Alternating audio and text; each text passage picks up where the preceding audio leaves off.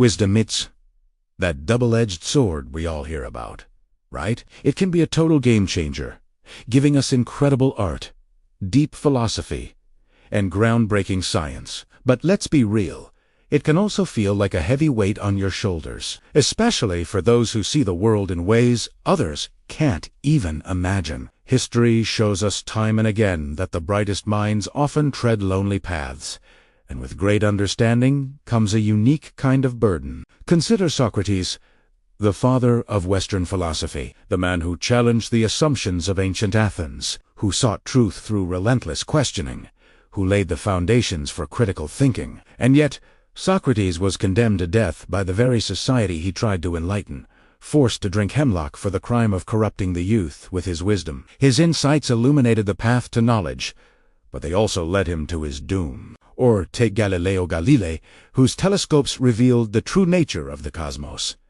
and whose experiments laid the groundwork for modern physics. In his lifetime, he was forced to recant his discoveries under threat of torture. The Catholic Church, threatened by the implications of his work, placed him under house arrest for the remainder of his life. He gave us a new view of the heavens, but was confined to earth for his troubles. Hypatia of Alexandria, the brilliant mathematician and philosopher, was brutally murdered by a Christian mob, her body torn apart and burned. Her crime? Being too wise, too educated, too influential in a world that feared female intellect. She expanded the boundaries of human knowledge, but paid for it with her life. Why does this pattern repeat? Why does wisdom so often arrive entwined with suffering? Is it merely coincidence, or is there something deeper at work, a fundamental truth about the nature of human existence, a hidden law that ties together insight and isolation? Plato, in his allegory of the cave,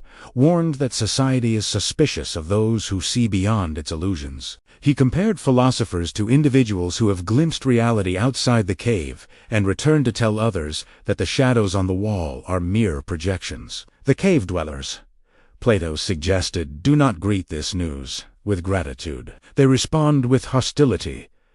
They resist, they mock, they silence. To be too wise in a world content with ignorance is to invite exile. Friedrich Nietzsche sharpened this into a more brutal truth. For him, suffering was not an accident of wisdom, but its very essence. To see clearly is to see too much. The fragility of values, the emptiness of comforting myths, the chaos that underlies existence. Most people, Nietzsche argued, live within protective narratives, morality, social norms that shield them from the abyss. The wise, by contrast, pierce through these veils. They gaze directly into the abyss, and the abyss gazes back. That gaze sears. It scars. It shatters. And yet, this suffering is not merely destructive. Out of it, profound insights emerge. Nietzsche's anguish gave birth to a philosophy that still challenges our deepest assumptions. Socrates' execution became the catalyst for Plato's writings, which continue to shape Western thought. Galileo's confinement produced works that revolutionized our understanding of the universe. The wound is also the wellspring. The curse is also the gift. But what exactly is this mechanism? Why must wisdom be purchased with pain? Psychology offers one clue. Studies show that highly intelligent individuals often display traits associated with depression, anxiety, or extreme sensitivity. Their minds, finely tuned to notice patterns others miss, also catch the discord others ignore. What for the average person is background noise becomes for the wise a deafening cacophony. Their insight is inseparable from their vulnerability.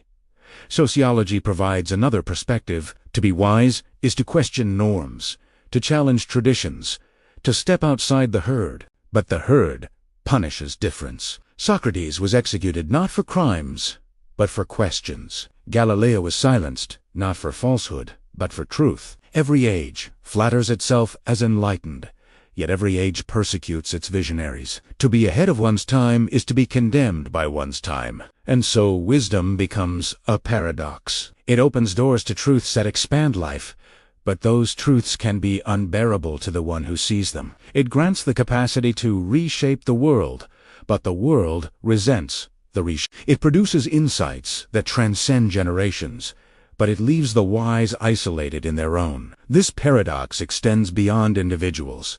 Entire societies wrestle with it. Civilizations that elevate reason, classical Greece, the Islamic Golden Age, the European Enlightenment flourish with discovery and innovation, but also stumble into existential crises, ideological conflicts, revolutions that devour their own. The very act of awakening carries within it seeds of upheaval. Wisdom unsettles stability.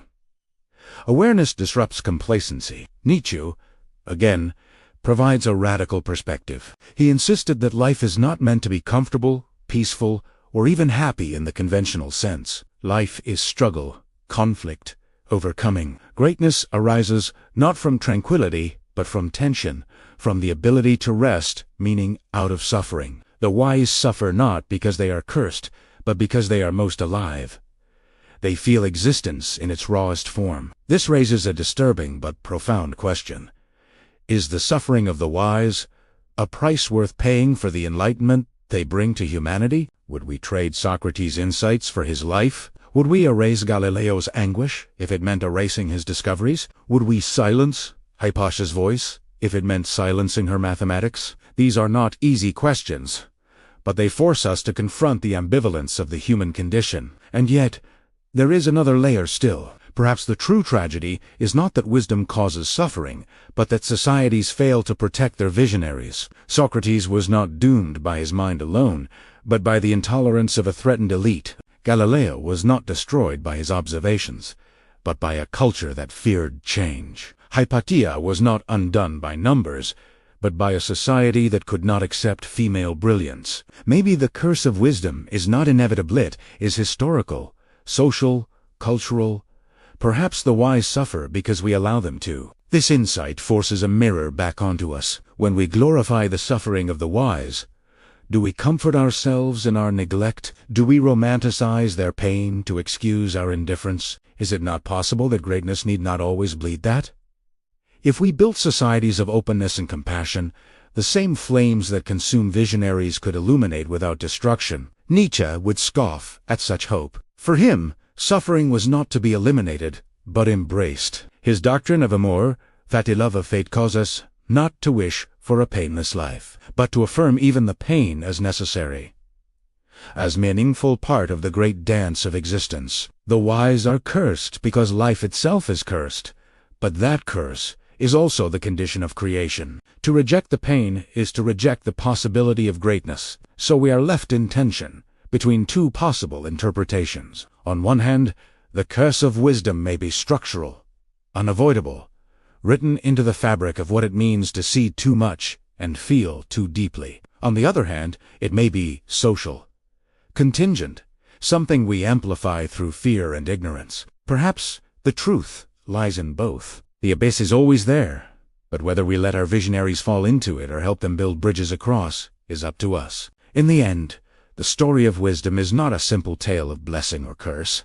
It is both, always both. It is Prometheus stealing fire for humanity, only to be chained and tortured for eternity. It is Cassandra blessed with foresight, only to be disbelieved and destroyed. It is every sage who has ever lived too far ahead of their time, paying with their peace, their freedom, their life, and yet, without them, we would still be in darkness. Without them, we would still be staring at shadows on the cave wall. Without them, the world would be poorer, emptier, flatter. So perhaps the curse of wisdom is also the greatest gift, the willingness of some to suffer so that all may see farther. The question that remains is not whether wisdom is cursed. It is whether we, who inherit the fruits of their suffering, will learn to carry the weight differently. Whether we will continue to consume our visionaries, or finally build a world where wisdom can shine without being extinguished. Because, in the end, the abyss is always waiting. The only question is whether we face it alone or